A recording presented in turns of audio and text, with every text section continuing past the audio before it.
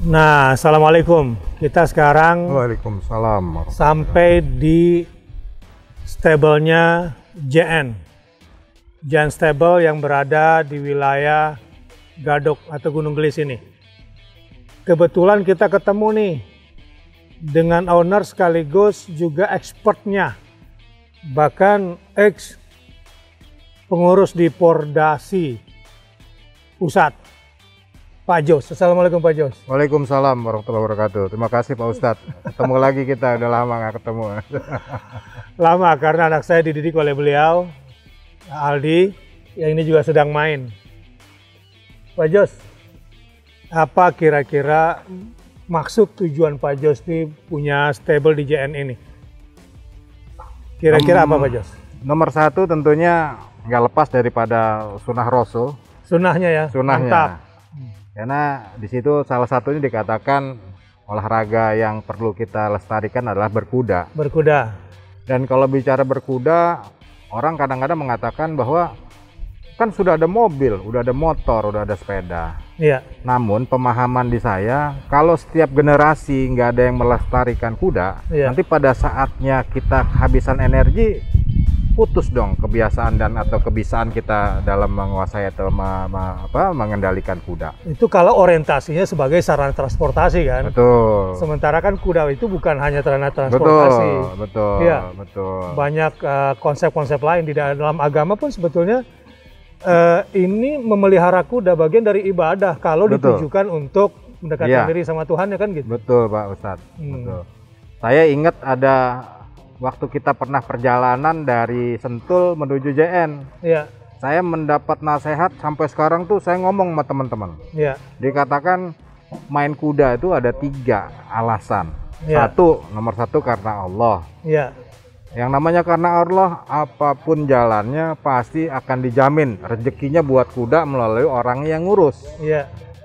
Yang kedua karena setan, Iya. main judi. Iya. Nah itu apapun bentuknya nggak ada ridho dari Allah. Iya. Yang ketiga karena manusia. Iya. Di situ kita cari keakuan kita, mau show off. Iya. Dari situ saya betul-betul akhirnya saya kembalikan lagi kalau saya tujuannya tadi hadis, Iya. tentunya kita harus milih yang nomor satu Tat. Tuh. Jadi itu sangat membekas Iya. nasihat ataupun masukan daripada Pak Ustadz pada waktu itu. Iya. Ya memang secara garis besar memang ulama menyimpulkan itu Pak Jos. Ya. Kuda itu ada untuk Tuhan, kuda itu ada untuk setan, kuda itu ada untuk manusia. Jadi Pak Jos sekarang nih bagi pemirsa nih yang ingin belajar berkuda tetapi dengan visi yang kuat tapi benar caranya. Nah sayang di kita nih, mohon maaf ya, cara pandang orang-orang kita ini terhadap kuda masih belum bagus ya Pak Jos ya.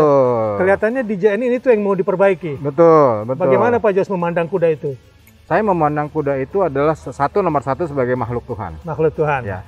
Dan merupakan salah satu makhluk yang dimuliakan. Dimuliakan. Nah, untuk itu pun kita dalam memeliharanya bukan kita menokohkan ataupun memuliakan dalam konotasi yang negatif. Iya. Tapi memeliharanya secara benar. Iya. Baik pemberian pakannya, baik dalam pelatihannya, baik Iya. dalam pemeliharaannya. Begitupun orang-orang yang terlibat.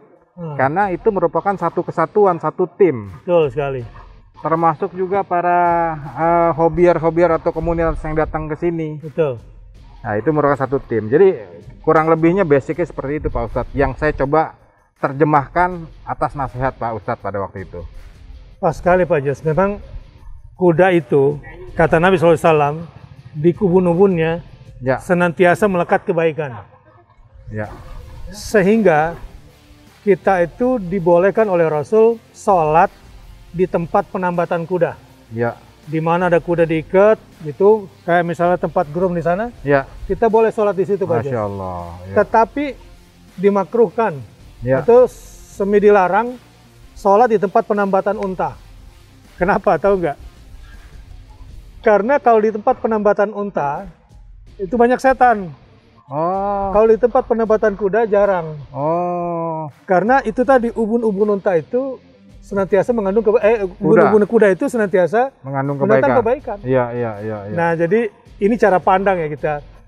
Nah, sebagian besar kan kita tuh kalau mau naik kuda tuh rasanya ini tunggangan. Iya, iya. Yang harus dipecut. Iya, iya. Ya, tidak diberikan haknya gitu. Iya, betul. Nah, di JN ini Ya. kelihatannya cara pandang itu Wah, nggak begitu. Karena kita anggap kuda ini adalah partner. partner, satu Ya, partner ya. partner. Demikian kalau bicara partner kan equal. Iya. Mitra Kita lah ya. mitra. Kalau kita menikmati, dia juga harus menikmati. Iya. Kita senang, dia senang. Iya. Kurang lebih begitu kan, Iya. basicnya partner. Itulah yang kita tumbuhkan semangat itu maupun kepada kawan-kawan yang lain yang ada di sini. Iya. Heeh. Apalagi dalam cara tertentu, Ya, power si ridernya mungkin 30, power si kudanya 70. betul. Kalau dipacu barangkali 50-50 misalnya. Betul, ya. Nah, ya. berarti kan penting sekali kan posisi kuda ini. Kalau cara Betul. pandang kita salah, efeknya apa Pak Jos? Efeknya ya, nomor satu kalau kita di atas kuda, kita sebagai pengendali daripada kuda. Iya, Untuk kita bisa mengendalikan kuda, kita harus bisa berkomunikasi. iya, Berkomunikasi bukan kita bicara, tapi dari cara kita megang dia, cara kita perlakukan dia, iya. itu merupakan komunikasi, interaksi kita dengan kuda. Dan itulah kunci kita bisa mendrive ini kuda. Sahabat, satu hari kita akan bikin video khusus tentang tutorial berkuda bersama Pak Jos dari JN. One day, tapi hari ini pembukaan dulu Pak Jos. Siap. Apa bedanya pengalaman Pak Jos menjadi bikers motor gede dengan menjadi rider kuda? Bedanya banyak sekali Pak Ustadz. Apa coba Pak Jos? Yang nomor satu makhluk hidup, yang satu lagi benda mati. Benda mati. Gimana maksudnya bedanya itu? Yang namanya kuda, detik per detik kita harus selalu care. Oh, bisa tiba-tiba berubah. Bukan hanya itu, dia makhluk hidup, perlu hidup. Oke. Hidup juga bukan cuma soal makan, Iya. soal kebutuhan batin dia, ya kan? Kalau motor enggak? Kalau motor kita bosen taruh garasi, keringin semua oli, cabut aki, udah selesai. Dia nggak protes di situ. Enggak ada yang protes. Paling yang protes istri, ngapain kamu mau basir taruh motor di situ? Oke, itu ketika dia diam. Ya. Ketika dikendarain, apa bedanya menjadi riders dan bikers? Ya, nomor satu kalau yang namanya bikers, kita udah tahu, oh motor ini Harley, Iya. sekian cc, perlakuannya harus begini, Iya. ya kan? Kemudian kalau jalan macet nggak enak karena panas, sudah Iya. pasti, karena Iya. dia pendinginnya merupakan cooling air. Iya. Nah, kalau kuda dengan sendiri kita juga harus tahu ya, namanya kuda, setiap kuda karakternya beda-beda. Iya. Kalau kuda ini kita lihat dulu, oh dia begini, mulutnya begini, kendalinya begini, kaki kita harus begini. Nah, Sangat spesifik, sangat tipikal. Sehingga hati kita, fokus kita, emosi kita betul-betul harus nyatu di situ, Kang. baik. Terakhir nih, efek-efek, tadi kan bicara positif, efek-efek negatif.